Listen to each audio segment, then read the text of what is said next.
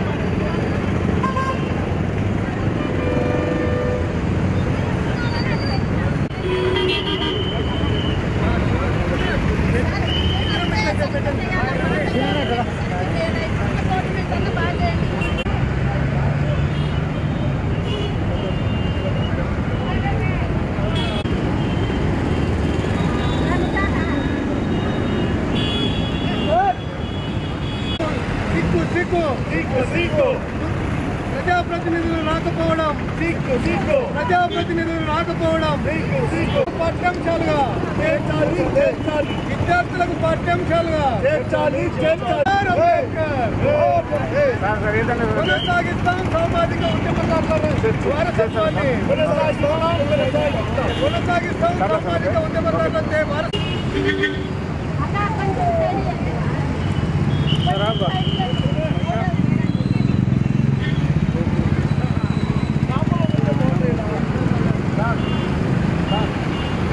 భారతదేశంలో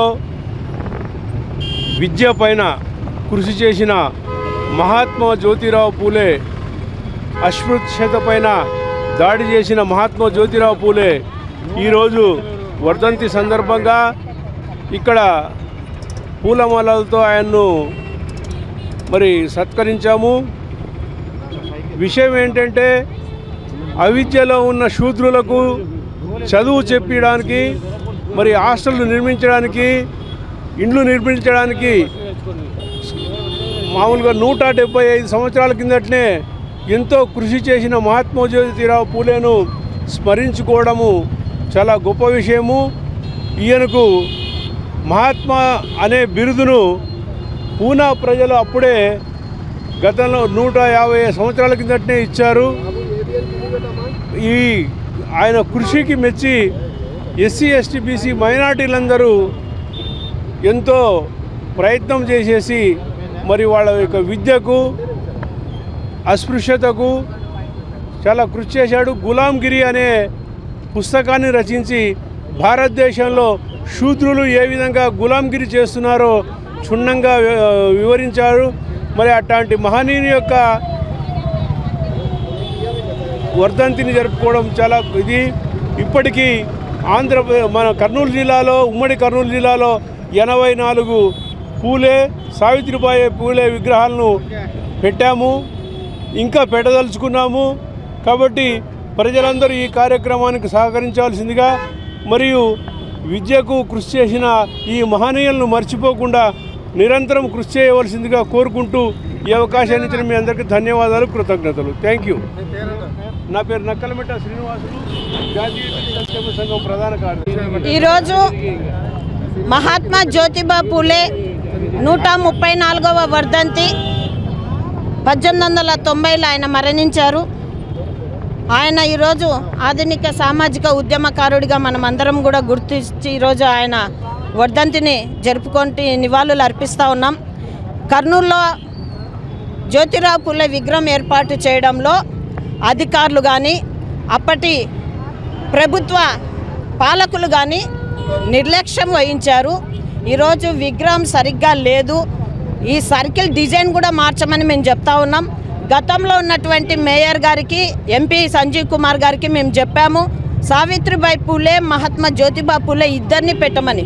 భారతదేశ తొలి మహిళా ఉపాధ్యాయురాలు సావిత్రిబాయి పూలేని ఎట్లా విస్మరిస్తారని మేము అడుగుతా ఉన్నాం. ఈరోజు ఆమె విగ్రహం, ఈయన విగ్రహం ఇద్దరిని కలిపి పెట్టమంటే పెడతామని చెప్పేసి మసిపూసి మారేడుకాయ చేసి ఈరోజు విగ్రహాన్ని కూడా సరిగ్గా పెట్టకుండా ఈరోజు అధికారులు, పాలకులు కూడా నిర్లక్ష్యం వహిస్తూ ఉన్నారు. మినిస్టర్ గారు ఇలాగే వెళ్ళినారు, కనీసం ఒక దండ కూడా వేయలే. బీసీలు ఓట్లకు మాత్రమేనా? మేము అడుగుతా ఉన్నాం, బీసీలు ఓట్లకు మాత్రమేనా? ఈ ప్రభుత్వము బీసీ ప్రభుత్వం అని చెప్పుకుంటుంది, బీసీల ప్రభుత్వము, మహిళల ప్రభుత్వం అంటుంది.